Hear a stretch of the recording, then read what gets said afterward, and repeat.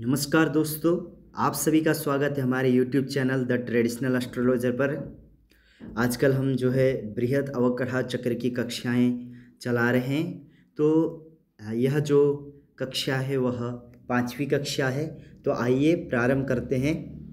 आज हमारा मुहूर्त प्रकरण है और मुहूर्त प्रकरण में सर्वप्रथम गर्भाधान के विषय में है। तो स्त्रीणां ऋतुर्भवति षोडशवासराणि तत्रादितः परिहरेच्च निशाश्चतस्रः युग्मासु रात्रिषु नरा विषमासु नार्यः कुर्यान्निषेकमथ तेष्वपि परवर्ज्यम्। पहले अन्वय देख लेते हैं। स्त्रीणां ऋतुः षोडशवासराणि भवति, स्त्रीणां ऋतुः षोडशवासराणि भवति, तत्र आदितः निशाः चतस्रः परिहरेत्, तत्र आदितः चतस्रः निशा परिहरेत्, युग्मासु रात्रिषु नरा विषमासु नार्यः निषेकं कुर्यात् अथ तेषु अपि पर्ववर्ज्यम्। स्त्रीणां यानी कि स्त्रियों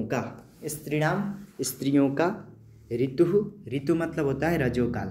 तो स्त्रीणाम स्त्रियों का ऋतु जो रजोकाल है वह षोडशवासराणि भवति।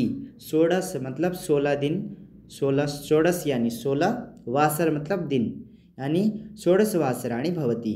तो स्त्रीणाम स्त्रियों का ऋतु रजोकाल षोडशवासराणि भवति, 16 दिनों का होता है, 16 दिनों का होता है। और तत्र यानी उन 16 दिनों में आदितः जो आगे के जो निशा चतस्रः, निशा मतलब रात्रि, चतस्र मतलब 4, यानी निशा चतस्रः यानी 4 जो रात्रियाँ हैं वह आदि की वह परिहरेत, उसको त्याग देना चाहिए। किसमें? तो गर्भाधान में। ठीक। तो 16 दिनों का जो है ऋतुकाल होता है, उसमें आगे की जो 4 रात्रियाँ हैं वह त्याग देनी चाहिए। और उसके पश्चात जो बची हुई जो 12 रात्रियाँ हैं उसमें युग्मासु रात्रिषु नरा। अगर युग्म यानी जो युग्म मतलब होता है सम, तो सम रात्रियों में युग्मासु रात्रिषु यानी सम रात्रियों में अगर गर्भाधान होता है तो नर पुत्र की उत्पत्ति होती है। और विषमासु यानी विषम दिनों में मतलब विषम रात्रियों में अगर गर्भाधान होता है तो नार्य मतलब स्त्री, कन्या की उत्पत्ति होती है।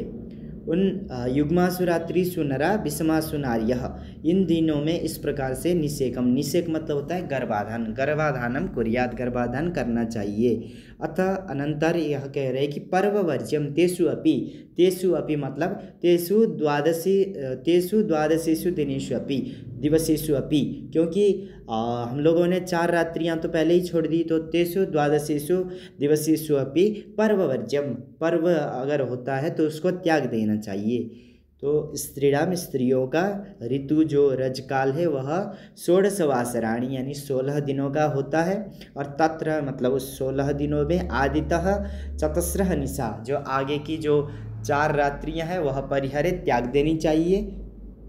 और युग्मासु रात्रिषु नरा, युग्म रात्रियों में नर मतलब पुरुष की उत्पत्ति होती है। और विषमासु नार्यः, विषम रात्रियों में कन्या की उत्पत्ति होती है। ऐसे जो विषम अथवा सम रात्रियों में निषेकम कुर्यात्, गर्भाधान करना चाहिए पुत्र अथवा पुत्री की उत्पत्ति के लिए। और तेषु मतलब तेषु द्वादशेषु दिवसेषु अपि पर्ववर्ज्यम, उस 12 दिनों में भी पर्व अगर आता है तो उस पर्व को त्याग देना चाहिए। अब जो है पर्व क्या है, तो पर्व के लिए कह रहे कि चतुर्दश्यष्टमी चैव अमावस्या च पूर्णिमा पर्वाण्यतानि राजेन्द्र रविसंक्रांतिरेव च। चतुर्दशी, अष्टमी च एव अमावस्या पूर्णिमा एतानि पर्वाणि राजेन्द्र रविसंक्रांति एव च। चतुर्दशी, ठीक, चतुर्दशी हुआ पहला, फिर अष्टमी, फिर अमावस्या, फिर पूर्णिमा, फिर उसके बाद राजेंद्र मतलब होता है सूर्य यानी रविवार, और रवि संक्रांति सूर्य की संक्रांति। सूर्य जिस दिन एक राशि से दूसरी राशि में प्रवेश करता है उस दिन को सूर्य संक्रांति कहते हैं। तो सूर्य संक्रांति का दिन भी इतने क्या है, एतानी पर्वाणी, यह जो है वह पर्व है। कौन कौन से हुए, तो चतुर्दशी, अष्टमी, अमावस्या, पूर्णिमा और सूर्य की संक्रांति का दिन और रविवार, ये सब पर्व दिनों में आते हैं। तो इनको भी जो है कि गर्भाधान में त्याग देना चाहिए। उसके बाद गर्भाधान के जो है वह नक्षत्र, तो हरिहस्तानुराधाश्च स्वाति वरुणवासवम त्रीण्युत्तराणि मूलं च रोहिणी चोत्तमा स्मृता चित्रा दैत्येन्द्रतिस्याणि त्वरगं च भमध्यमं शेषभान्यधमान्याहुर्वर्जन्या निषेचक्रे। हरि यानी श्रवण, क्योंकि श्रवण के जो स्वामी है वह हरि, जो विष्णु है वह है, तो हरि यानी श्रवण, हस्त, फिर उसके बाद अनुराधा, फिर स्वाति नक्षत्र, फिर वरुणी, वरुण यानी सद्विषा नक्षत्र, क्योंकि सद्विषा नक्षत्र के स्वामी वरुण है। उसके बाद वासव यानी धनिष्ठा, क्योंकि धनिष्ठा के स्वामी वसु है। फिर उसके बाद त्रीणि उत्तराणी, तीनों उत्तराएँ, यानी उत्तरा फाल्गुनी, उत्तराषाढ़ा, उत्तर भाद्रपद। तत्पश्चात मूल, फिर रोहिणी। ये जो नक्षत्र है वह गर्भाधान में उत्तमा स्मृता, उत्तम जाने जाते हैं। इन नक्षत्रों में अगर गर्भाधान किया जाए तो वह गर्भाधान उत्तम होता है। यह जो नक्षत्र होते हैं वह गर्भाधान के लिए उत्तम माने जाते हैं। पहला हो गया हरि यानी श्रवण, फिर हस्त, फिर अनुराधा, फिर स्वाति, फिर वरुण यानी सतवीसा, वासव यानी धनिष्ठा, तीनों उत्तरा, फिर मूल और रोहिणी। उसके पश्चात चित्रा, अदिति यानी पुनर्वसु, ऐन्द्र यानी ज्येष्ठा, तिस्य यानी पुष्य। अदिति पुनर्वसु इसलिए क्योंकि पुनर्वसु के स्वामी अदिति है, ऐन्द्र ज्येष्ठा के स्वामी इंद्र है इसलिए, फिर तिस्य पुष्य, तिस्य और पुष्य पर्यायवाची नाम है। और तुरग यानी होता है अश्विनी, ठीक, क्योंकि अश्विनी, तुरग यानी होता है घोड़ा, और यह जो है कि अश्विनी का पर्यायवाची है। इन जो नक्षत्र है, भ यानी नक्षत्र, यह जो नक्षत्र है वह मध्यम होते हैं। फिर उसके बाद शेषभानी, शेषभानी यानी शेष नक्षत्राणी, जो उत्तम में लिए गए हैं और जो मध्यम में लिए गए हैं, उससे जो शेष बचे, भानी यानी जो नक्षत्राणी, जो शेष नक्षत्र है वह निषे चक्रे यानी गर्भाधान चक्रे वर्जनीया आहु, अधमानी आहु निषे चक्रे वर्जनीया, ठीक। शेषभानी अधमानी आहु निषे चक्रे वर्जनीया, शेष जो नक्षत्र बचे हुए वह अधम कहे गए हैं। अधमानी आहु मतलब अधम कहे गए हैं और उनको निषे चक्रे यानी गर्भाधान चक्रे वर्जनीया, उनको गर्भाधान में त्याग देना चाहिए। उसके पश्चात गर्भाधान के लिए दिन, गर्भाधान के लिए तिथियाँ, तो नंदा भद्रा स्मृता पुंसी स्त्रीषु पूर्णा जया स्मृता रिक्ता नपुंसके ज्ञेया तस्मात् ताम परिवर्जयेत्। नंदा भद्रा पुंसी स्मृता, नंदा यानी प्रतिपदा, षष्ठी और एकादशी, भद्रा यानी द्वितीया, सप्तमी और द्वादशी। इन नक्षत्र, इन जो तिथियां हैं अगर इनमें गर्भाधान होता है तो पुंसी यानी पुरुष, यानी ये जो तिथियां हैं वह पुरुष संज्ञा के, अगर इनमें गर्भाधान होता है तो पुरुष की उत्पत्ति होती है। और स्त्रीषु पूर्णा जया स्मृता, पूर्णा यानी पंचमी, दशमी और पूर्णिमा, और जया यानी तृतीया, अष्टमी और त्रयोदशी। तो इन नक्षत्र, इन जो तिथियां हैं उनमें गर्भाधान होता है तो स्त्री जो है कि स्त्री की उत्पत्ति होती है, क्योंकि यह स्त्री संज्ञक होते हैं। और रिक्ता नपुंसके ज्ञेया, रिक्ता जो है चतुर्दश, रिक्ता जो है वह चतुर्थी, नवमी और चतुर्दशी है। इनको, इनकी जो है कि नपुंसक संज्ञा है। रिक्ता नपुंसके ज्ञेया, रिक्ता को नपुंसक जानना चाहिए, इसलिए तस्मात् कारणात्, इसलिए इस कारण से ताम परिवर्जय यानी रिक्ताम परिवर्जय, रिक्ता को गर्भाधान में त्याग देना चाहिए। फिर इसके बाद जो है कि गर्भाधान दिन, तो वासराः पुत्रदा प्रोक्ताः कूजार्कगुरौ ध्रुवं कन्यादौ भृगुसीतांशु क्लीबदौ सरिचन्द्रजौ। तो कूजार्कगुरवः वासराः ध्रुवं पुत्रदाः प्रोक्ताः कन्यादौ भृगुसीतांशु क्लीबदौ शनिचन्द्रजौ। कूज मतलब होता है मंगल, अर्क मतलब होता है सूर्य, गुरु यानी बृहस्पति।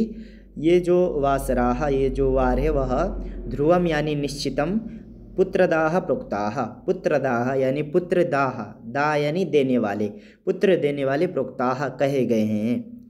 और कन्यादौ यानी कन्या को देने वाले कौन है, तो कहा कि भृगु यानी शुक्रवार, और सीतांशु यानी सोमवार। और क्लीबदौ, क्लीब यानी नपुंसक, नपुंसक को प्रदान करने वाले हैं शनि, और चंद्रज यानी बुध। तो कुजार्क गुरवः कुज मंगल, अर्क सूर्य, गुरु बृहस्पति। ये वासराः, ये जो वार है वह ध्रुवम यानी निश्चितम, पुत्रदाः प्रोक्ताः, पुत्र देने वाले कहे गए हैं। और कन्यादौ, कन्या को देने वाले जो वार है वह भृगु यानी शुक्रवार, और सितांशु यानी सोमवार। और क्लीबदौ, नपुंसक को प्रदान करने वाले जो शनिवार है, और चंद्रज यानी बुधवार है।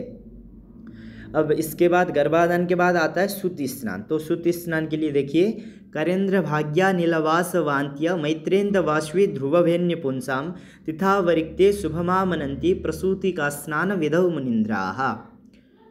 कर यानी हस्त, इंद्र ज्येष्ठा, भाग्य पूर्व फाल्गुनी, अनिल स्वाति, वासव धनिष्ठा, अंत्य रेवती, मैत्र अनुराधा, इंदु मृगशिरा, अश्वी अश्विनी, ध्रुवभे यानी ध्रुव संज्ञक नक्षत्रे। ध्रुव संज्ञक नक्षत्र क्या है? तो उत्तरात्रय रोहिणी, तीनों उत्तरा और रोहिणी यानी उत्तरा फाल्गुनी, उत्तराषाढ़ और उत्तर भाद्रपद और रोहिणी, ये जो है वह ध्रुव संज्ञक नक्षत्र है।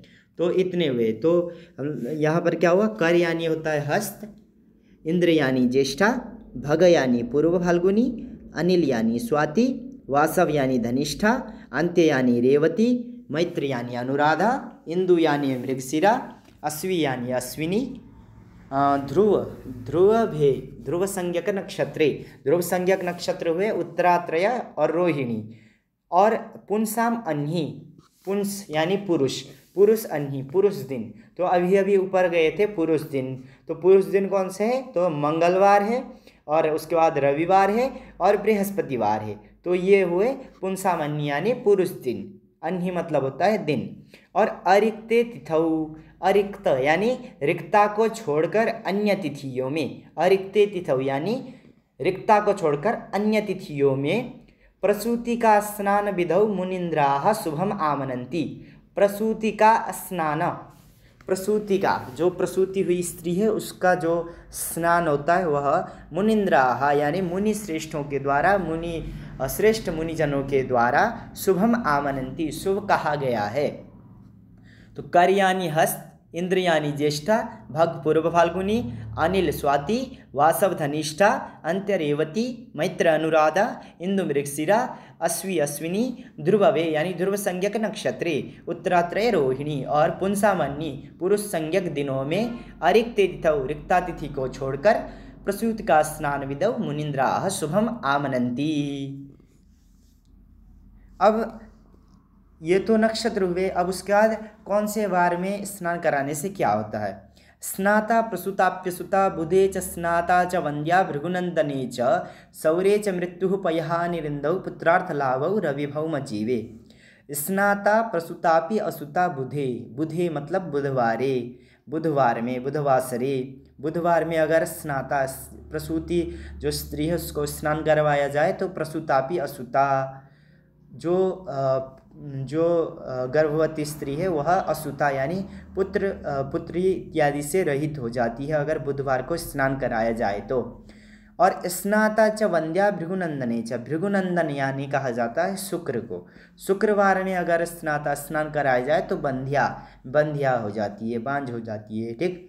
और सौरे च मृत्यु, शनिवार को अगर स्नान कराया जाए तो मृत्यु होती है। और इंदौ यानी सोमवार को अगर स्नान कराया जाए तो पयहानि, दूध की हानि होती है। और रवि भौम जीवे यानी रवि यानी सूर्य, भौम यानी मंगल, और जीव यानी बृहस्पतिवार को अगर स्नान कराया जाए तो पुत्रार्थ लाभ, पुत्र और अर्थ यानी धन की लाभ होती है। यहाँ पर ध्यान देंगे तो ऊपर वाले जो श्लोक है उसी में दिया गया है कि पुंसाम अन्ही पुरुष संज्ञक दिनों में, और सेम बात यहाँ पर दी गई है जो लास्ट में है रवि भौम जीवे पुत्रार्थ लाभ, तो ऊपर ही दिया गया है, बस ये थोड़ा क्लियर करने के लिए ये अलग से दिया गया है।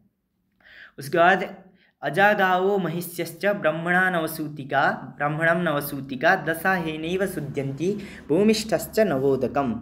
अज मतलब हो गया बकरी, गाव यानी गाय, महिषी यानी भैंस, और ब्राह्मणम नवसूतिकाम यानी ब्राह्मण से यहाँ ब्राह्मण की जो नवसूतिका है नवप्रसूति जो स्त्री है वह 10 अहेनैव सिद्ध्यन्ति, 10 दिनों में ही वह शुद्ध हो जाते हैं। और उसी प्रकार से भूमिष्ठश्च नवोदकम, भूमिष्ठ यानी भूमि में जो गिरा हुआ जो नव उदक यानी नया यानी जो उदक यानी जल होता है वह भी 10 दिन में शुद्ध हो जाता है।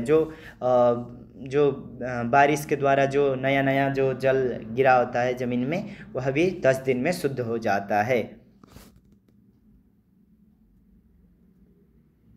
तो आज के लिए इतना ही, कल से नामकरण से आगे चलेंगे। आपको कक्षाएं कैसी लगी इसके बारे में प्रतिक्रिया अवश्य दें। चैनल को ज़रूर सब्सक्राइब करें और अन्य जनों को भी शेयर करिएगा। धन्यवाद।